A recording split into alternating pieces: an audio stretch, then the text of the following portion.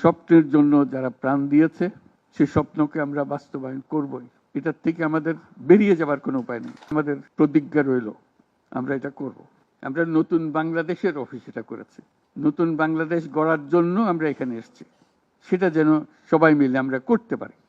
দেয়ালের যে লেখাগুলো যখনই দেখি অবাক লাগে, এত কথা কিভাবে এদের মনে আসলো। এদের পেছনে তো কোনো কবি নাই, কোনো সাহিত্যিক নাই, কোনো পণ্ডিত নাই যে কথাগুলো জোগাড় করে করে দেবে। কিন্তু সারা শহর ছড়িয়ে আছে, অন্যান্য শহরেও আছে। প্রতিটি কথা অত্যন্ত মূল্যবান। ছোট্ট কথা, ছোট্ট ছবি, অত্যন্ত মূল্যবান। শুধু বাংলাদেশের মানুষ উতলা হয়ে গেছে নতুন বাংলাদেশ করার জন্য, তাই না?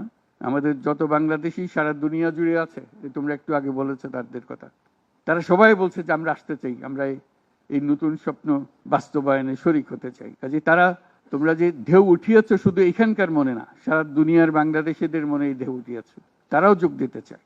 যারা বাংলাদেশি নয়, অন্যান্য দেশের তরুণরা, তারা বলছে আমরাও দেখতে চাই, কারণ আমাদের দেশেও এরকম দরকার।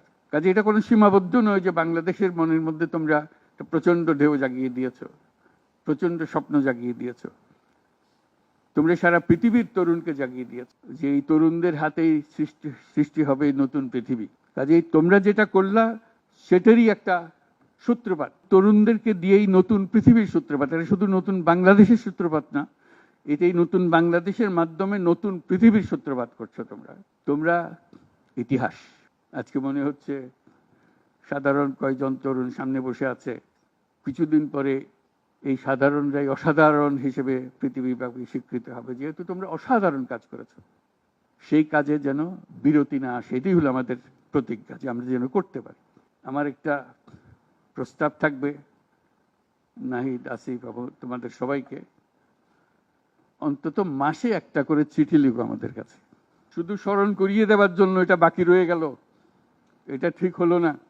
কারণ আমরা হয়তো অনেক সময় মাথার থেকে ছুটে যাবে, যেহেতু তোমরা যেভাবে দেখে এসছো আমরা সেভাবে দেখতে জানি না।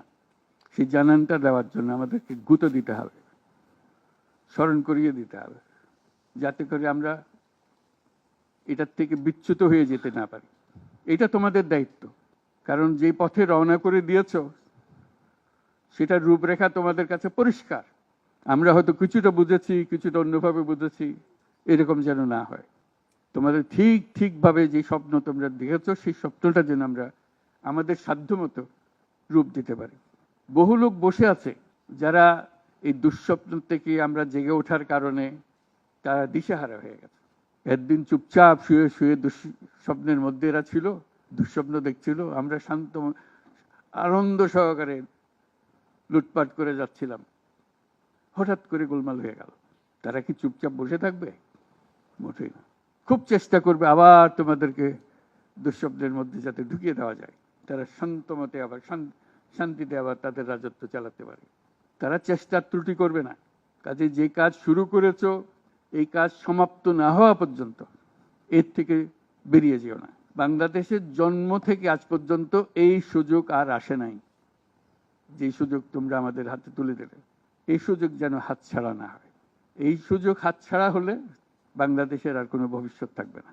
কাজে এটা যেন শুধু রাষ্ট্র নয়, পৃথিবীর সম্মানিত রাষ্ট্র হিসেবে প্রতিষ্ঠিত হতে পারে, যেহেতু তরুণরা এটার হাল ধরেছে। এই কারণেই এটা ভিন্ন, এই কারণে এটা ইউনিক, অনন্য। এই অনন্য একটা দেশ আমরা তৈরি করতে চাই। তোমাদের চিন্তায় স্বচ্ছ, তোমাদের চিন্তায় সঠিক, এটা মুঠো থেকে ছাড়বে না, হাত থেকে ছাড়বে না, এবং আমাদেরকে স্মরণ করিয়ে দেবে যদি আমরা এটার এই স্বপ্নের থেকে দূরে সরার কোনো কাজ করে ফেলে। আমাদের কারো কোনো ইচ্ছা নাই এই স্বপ্ন বাইরে যাওয়ার, এই স্বপ্ন বাস্তবায়ন করাই আমাদের সার্বক্ষণিক কাজ।